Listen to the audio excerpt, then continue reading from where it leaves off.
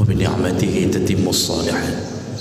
أشهد أن لا إله إلا الله وحده لا شريك له وأشهد أن محمدا عبده ورسوله الكريم. اللهم صل وسلم على نبينا وسيدنا المصطفى محمد وعلى آله وأصحابه أجمعين. أما بعد، رب اشرح لي صدري ويسر لي أمري واحلل عقدة من لساني yafqahu qawli. Segala puji bagi Allah, kemudian salawat dan salam kepada Rasulullah, pada keluarga dan seluruh sahabat-sahabatnya. Bapak-bapak dan ibu-ibu jamaah salat subuh yang Allah muliakan, insyaallah kita masih berada di dalam bab anjuran untuk melakukan qiyamul lail atau menghidupkan malam dengan ibadah. Di pertemuan kita yang lalu kita telah membacakan hadis tentang perjuangan untuk bangun di tengah malam, yaitu melepaskan diri dari ikatan syaitan, karena syaitan akan mengikat kita 3 ikatan, dan itu baru terlepas di saat kita membaca zikir setelah bangun tidur, lalu berwudu dan kemudian melakukan takbiratul ihram. 3 pekerjaan ini akan membuat ikatan syaitan terlepas, dan orang-orang yang bangun di tengah malam lalu dia lanjutkan dengan salat subuh, maka keluar dari salat subuh, kata Nabi, hatinya bersih dan badannya segar, bersemangat. Itu yang terjadi kalau kita melakukan ketaatan pada Allah dimulai dari malam hari. Jadi teori tentang harus tidur 7 jam, 8 jam itu benar, namun bisa terpatahkan dengan keizinan Allah bagi mereka yang bangun di tengah malam, walaupun tidak cukup tidur. Berbeda bagi kita yang bangun di tengah malam tapi menyibukkan diri dengan kegiatan dunia. Orang yang nonton bola, ketika dia bangun atau dia solat subuh pun bukan diisi dengan kegiatan yang baik atau yang bernilai pahala, tentu berbeda tampilannya dengan orang-orang yang mengisi malam dengan ketaatan. Lalu kemudian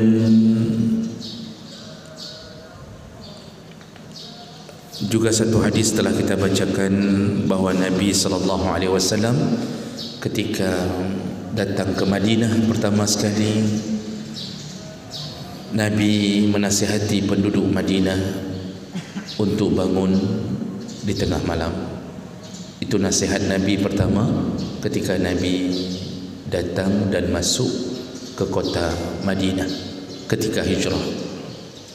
Jadi permintaan Nabi adalah tebarkan salam, kemudian berikan makan kepada orang miskin, kemudian sambunglah silaturahim dan bangunlah malam, kata Nabi. Kalau engkau mampu melakukan 4 perkara itu, maka surga milikmu, masuk surga, kata Nabi. Kita lanjutkan Bapak Ibu. Itu tadi sekedar pengingat ulang tentang apa yang kita bahas. Kita lanjutkan hadis berikutnya, yaitu dari Abi Malik Al-Ash'ari radhiyallahu anhu. Rasulullah sallallahu alaihi wasallam menyebutkan, inna fil jannati ghurafan, di dalam surga itu ada kamar-kamar, kata Nabi. Jadi surga itu terdiri dari kamar-kamar. Yura zahiruha min batiniha, kamar-kamar itu nampak, tembus pandang Apabila lihat dari dalam, tembus keluar. Apabila melihat dari luar, tembus ke dalam. Yang ini maksudnya adalah karena keindahan kamar itu bukan bermakna orang bisa melihat kita ketika berada di dalam rumah dalam surga, tapi karena keindahannya sehingga transparan. Yang aib tetap tertutup, yang aurat tetap tidak nampak. Lalu kemudian faqala, berkatalah salah seorang sahabat, liman hiya ya Rasulullah, untuk siapa kamar itu ya Rasulullah? Jadi ada yang nanya, itu untuk siapa kamar itu ya Rasulullah? Nah, ini pertanyaan ini Pak menunjukkan para sahabat tidak penting bagi mereka tentang kondisi kamar, maka tidak dilanjutkan dengan pertanyaan-pertanyaan yang bersifat ingin mengetahui keadaan kamar berikutnya.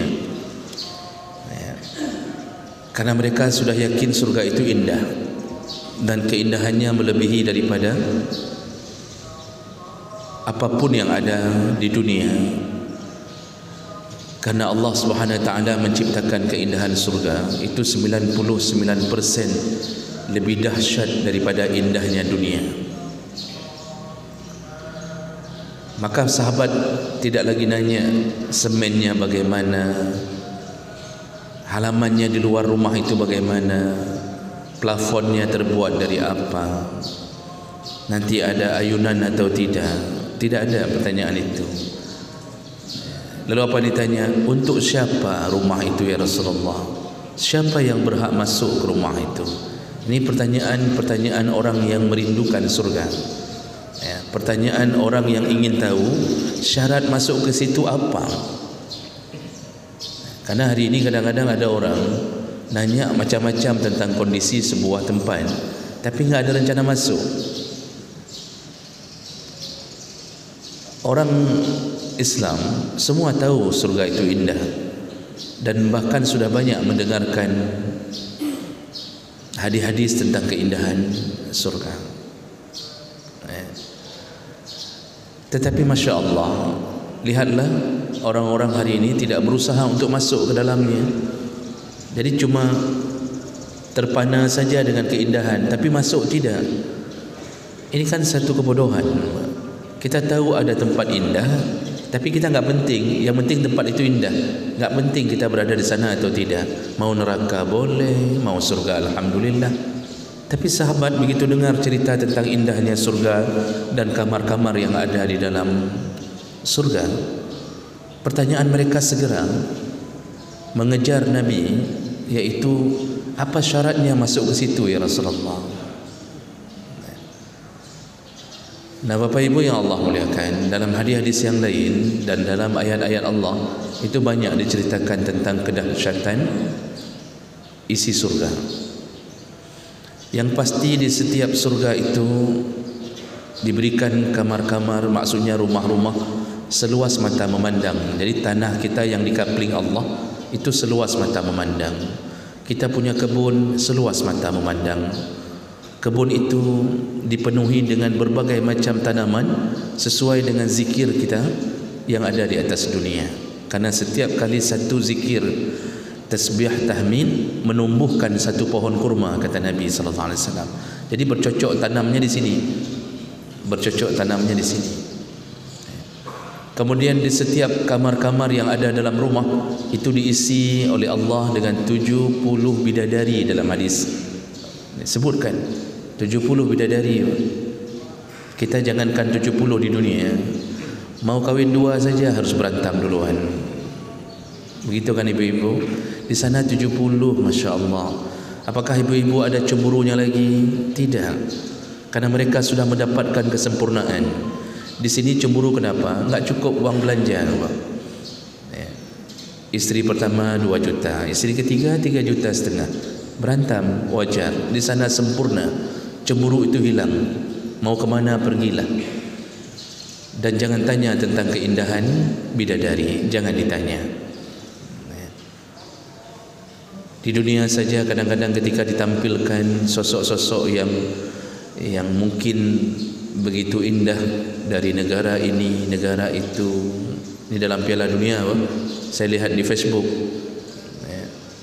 diiklankan ini dari Brazil, yang ini dari ini. Itu satu-satu begitu modelnya. Bagaimana dengan bidadari di surga? Kami ketika mau berangkat ke Mesir, dosen yang mengajar di Jakarta itu mengatakan, kalian nanti, jadi ada 100 orang dari seluruh Indonesia, dari seluruh provinsi. Jadi dosen mengatakan sebelum berangkat, nanti ketika berada di Mesir, kalau kalian lihat orang cantik, 2 orang sedang berjalan, maka yang cantiknya 4. Kenapa bisa cantiknya 4? Kata dosen tu, bayangannya pun cantik, bayangannya juga cantik. 2 orang jalan, bayangannya cantik, 4 orang yang cantik katanya. Kami pikir terlalu berlebihan. Ternyata sampai di Mesir, betul begitu ceritanya. Kecuali kalau kita ke kampung-kampung, itu yang lelah-lelah di sawah, itu yang ada sedikit pengurangan. Kalau di kota Kaironya jangan ditanya. Sayangnya tidak bisa kami bawa pulang satu pun. Akhirnya ya dapat orang kita juga. Jadi jemaah mereka Allah Subhanahu wa taala, indahnya surga menimbulkan kerinduan, dan itu menjadi daya tarik semangat untuk masuk surga. Maka pertanyaannya muncul, untuk siapa ya Rasulullah? Kasih tahu kami ya Rasulullah, apa syarat masuk ke situ? Lalu Rasulullah menjawab, ada amalan yang menyebabkan engkau bisa masuk ke dalam tempat indah itu. Yang pertama, liman atabal kalam, yaitu mereka yang bagus tutur bahasanya. Kalau bicara baik, dia bicara lembut, padahal orangnya tegas, tapi kelembutannya tidak menampakkan ketegasannya. Tidak pernah caci maki. Kalau nasihat walaupun keras, tetapi nasihatnya tidak menyakitkan perasaan orang, tidak diiringi dengan cacian, dengan bentakan. Kalau bertemu selalu ucapannya yang baik, selalu salam, selalu mendoakan, bercanda pun baik. Ini syarat pertama untuk masuk ke tempat yang indah itu adalah tutur bahasa yang baik. Maka orang hari ini ketika merasa hebat dengan caci maki, dia telah jauh dari surga. Enggak dapat. Kriteria pertama saja sudah tidak dapat. Kadang-kadang orang yang kadang-kadang ilmunya kurang, sehingga merasa hebat hidup dengan caci maki. Dan dia bangga ketika orang mendengarkan dia dan merasa takut, merasa bahawa ini preman nih. Ada satu kebanggaan, padahal itu kebodohan. Jauh dari surga orang yang mulutnya penuh dengan kekotoran. Rasulullah sallallahu alaihi wasallam mengatakan seorang mukmin itu tidak akan mencaci maki, walal bazi, dia tidak akan mengumpat. Itu sifat mukmin. Syarat kedua kata Rasulullah, wa ta'aman ta'am, suka memberi makan, suka sedekah. Pantang dia lihat orang miskin, tangannya selalu terulur. Pantang dia melihat kondisi anak yatim, dia berusaha langsung terjun untuk bisa mendapatkan pahala di setiap helai rambut anak yatim tersebut. Karena Nabi sudah berjanji, barang siapa yang memelihara anak yatim, maka bu'istu ana wa kafilul yatim, aku nanti dibangkitkan bersama pemelihara anak yatim, kahatain, kata Nabi, seperti 2 jari ini. Wa huwa yushiru ila subabah wal wusta, dan Nabi menunjukkan jari telunjuk dan jari tengahnya. Maksudnya tidak ada pemisah. 2 jari ini tidak ada pemisah. Jadi Nabi tidak menyebutkan seperti begini, ini ada pemisah, berarti ini 3 ini. Kalau Nabi sebutkan seperti begini, juga ada pemisah. Tapi Nabi sebutkan begini, aku dan pemelihara anak yatim begini. Maksudnya satu komplek dengan Nabi, dan itu tempat tinggal yang paling bergengsi. Kita nanti saling ketemu di surga insya-Allah. Tetap sesama mukmin bertemu di surga. Kita jalan-jalan, bapak merindukan saya kurang merindukan bapak. Karena terlalu ramai, bingung saya merindukan siapa. Lalu kita saling bertanya, tinggal di mana? Bapak jawab, di surga bahagian pinggiran Ustaz. Ustaz tinggal di mana? Saya di komplek Nabi. Kan beda bang kan? Beda bang. Tinggal satu komplek dengan Nabi, subhanallah. Orang yang paling dicintai sepanjang sejarah dunia. Syaratnya apa bang? Banyak-banyak kasih makan. Jangan simpan gaji di ATM terlalu berlebihan hanya untuk merencanakan membeli perabotan. Kita sehebat apapun kita desain rumah kita, toh akhirnya rumah itu hancur. Kalau bukan dia hancur duluan, kita yang meninggalkan dia duluan. Sudah banyak orang kaya tertipu oleh syaitan. Bangun rumah besar-besar, garasi luas, di dalam rumah interiornya subhanallah, berjejer dari dapur indahnya minta ampun, sampai penutup pintu dapur pun harus beda. Kompor tidak boleh kompor di atas, harus yang ditanam. Kalau enggak kompor tanam, bunuh diri. Gas harus yang lembut, api harus ada yang birunya. Sempurna dia hidup. Begitu dia hidupkan pertama kompor gas baru beli, meledak gasnya, mati. Tidak pernah kasih sedekah, tidak pernah beri makan, bahkan traktir pun tidak pernah. Karena traktir itu sedekah, mentraktir itu sedekah. Cuma kita membahasakannya traktir, karena Rasulullah SAW tidak membedakan sedekah untuk orang kaya, sedekah untuk orang miskin. Yang dinilai adalah pahala dari yang memberi, niat dari yang memberi. Mentraktir kawan sedekah, namun sedekah yang paling utama adalah berdasarkan urutan yang Allah minta. Allah mengatakan, yas'alunaka maza yunfiqun. Muhammad, kalau engkau ditanya kepada siapa duluan engkau layaknya bersedekah, apa jawab Allah? Qul, katakanlah wahai Muhammad, ma anfaqtum min khair lil walidain. Orang yang pertama yang paling berhak engkau sedekahkan adalah orang tuamu. Baru kemudian keluarga, kerabat, kemudian anak yatim, orang miskin, lalu kemudian tetangga yang dekat, tetangga jauh. Itu urutan itu yang dipelihara.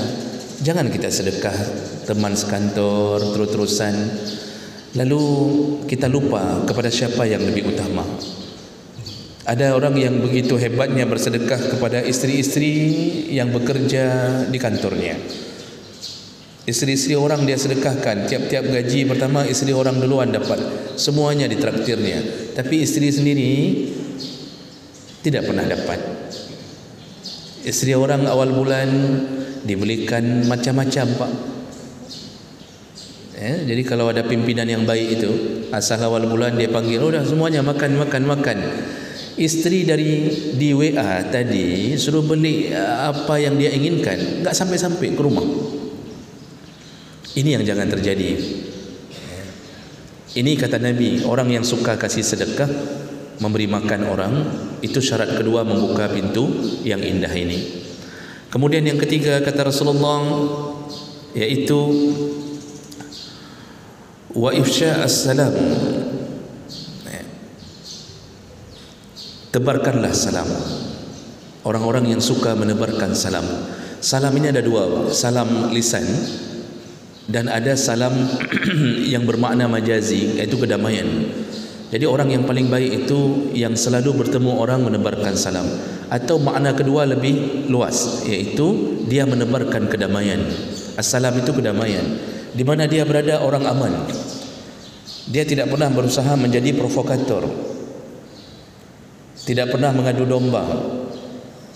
Dimanapun dia berada, instansinya aman, orang hidup dengan nyaman, tidak ada perselisihan, yang sudah ada pun didamaikan. Ini menjadi salah satu tanda dia akan menjadi penduduk surga. Syaratnya dia lakukan dengan iman, bukan karena kemanusiaan. Karena orang hari ini kadang-kadang melakukannya bukan dengan keimanan, tapi kemanusiaan.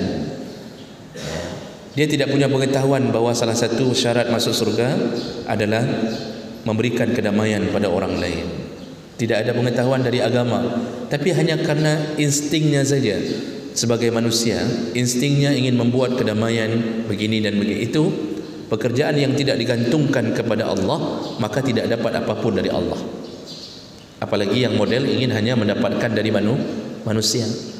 Jadi supaya dikenal sebagai orang yang berhasil membuat kota Lok Semawe aman, damai, tidak ada ini, tapi tujuannya untuk mengharap ridha manusia, atau biar terpilih kembali di 2024, maka dia tidak dapat apapun dari Allah Subhanahu wa taala. Begitu kata Allah. Dalam salah satu hadis qudsi disebutkan Allah akan mengatakan kepada orang yang mencari ridha kepada selain ridha Allah, Allah katakan, sekarang pergilah kepada orang yang engkau harapkan puji di dunia, mintalah surga darinya, jangan minta dariku, kata Allah. Disitulah menyesalnya orang ketika melakukan sesuatu bukan karena Allah Subhanahu wa taala. Jadi enggak ada, Allah tidak beri kalau bukan karena Allah. Ini Bapak Ibu kita yang menuju ke masjid, kenapa? Apa yang menjadi dorongan kita menuju ke masjid ini? Niatnya apa? Kalau didasari dengan keterpaksaan, karena tidak enak, maka tidak dapat apapun. Kalau hanya pergi karena takut dengan komandan, tidak dapat apapun. Pulang kosong, pergi kosong, pulang tidak dapat. Pergilah karena Allah. Dan perlu kita ketahui, bersyukurlah ketika mendapatkan teman terbaik. Bersyukurlah ketika mendapatkan orang-orang yang berani mengajak, menegur. Karena itu teman sejati. Para ulama mengatakan, sadiquka man saddaqaka wala man sadaqaka. Temanmu yang terbaik yang berani mengatakan benar di hadapanmu, bukan yang membenar-benarkanmu. Temanmu terbaik yang berani mengatakan benar di hadapanmu, bukan yang membenar-benarkanmu. Jadi ketika kita salah ditegurnya, itu teman terbaik, bukan yang sudah benar itu, lanjutkan saja, lanjut, tidak mengapa, lanjut. Yang penting kami bersamamu, padahal salah perbuatan itu. Ini bukan teman baik, ini teman terburuk. Yang terbaik adalah yang berani mengatakan yang benar. Ini salah, ini salah. Kita hari ini kita balik, yang suka menegur kita anggap teman terburuk. Malas kita bergaul dengannya. Sebentar-bentar protes, ini protes, itu protes, maksa-maksa orang salat subuh. Padahal itulah penyelamat. Inilah yang berani memaksa kita masuk ke surga. Maka ini maksud Nabi SAW. Dan syarat keempat untuk mendapatkan rumah di surga Allah adalah wabata qa'iman wan nasu niyam, yaitu orang-orang yang bangun di tengah malam untuk melakukan salat di dalam keadaan orang sedang tertidur. Dalam riwayat yang lain disebutkan was-salatu bil-lail wan nasu naiman. Manusia yang akan mendapatkan keindahan surga tadi yaitu orang yang sering bangun di tengah malam di saat orang-orang lain sedang tertidur. Ini kelebihan orang yang melakukan qiyamul lail. Memang hari ini orang mungkin tidak mampu melakukannya karena tidak nampak pahalanya. Kita lebih suka yang nampak-nampak. Makanya Nabi SAW mencontohkan langsung, beliau salat di tengah malam sampai bengkak kakinya. Ini sebagai penutup hadis penutup pada pagi hari ini. Hadis dari Abi Hurairah radhiyallahu anhu qala kana Rasulullah sallallahu alaihi wasallam yaqumu hatta tarima qadamahu. Rasulullah itu kalau bangun di tengah malam salat itu sampai bengkak kakinya karena darah turun semua karena terlalu lama berdiri. Ibnu Mas'ud menceritakan beliau kalau bangun di tengah malam itu bacaan beliau dahsyat. Rakaat pertama itu Al-Baqarah dengan Ali Imran. Rakaat pertama Al-Baqarah dengan Ali Imran. Waktu Ibnu Mas'ud mengikutinya. Rakaat kedua An-Nisa dengan surat Al-Maidah. 6 juz, hampir mencapai 7 juz. 2 rakaat salat Nabi. Turun darah.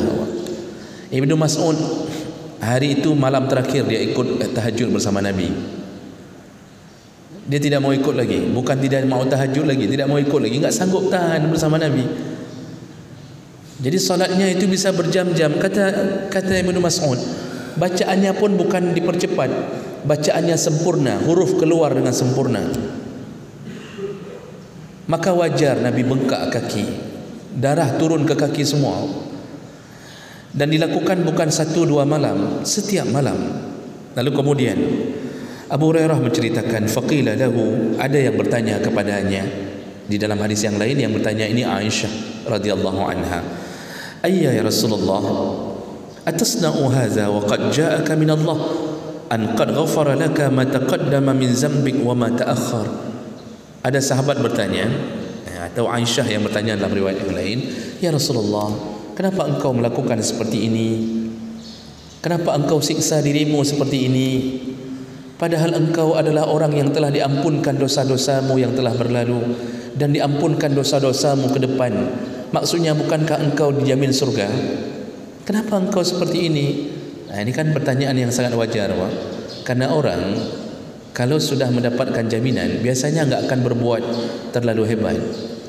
Nah, jadi misal sudah dijamin masuk surga, maka orang normalnya, orang enggak terlalu lah, karena sudah tahu dirinya dijamin. Ini tidak dilakukan Nabi.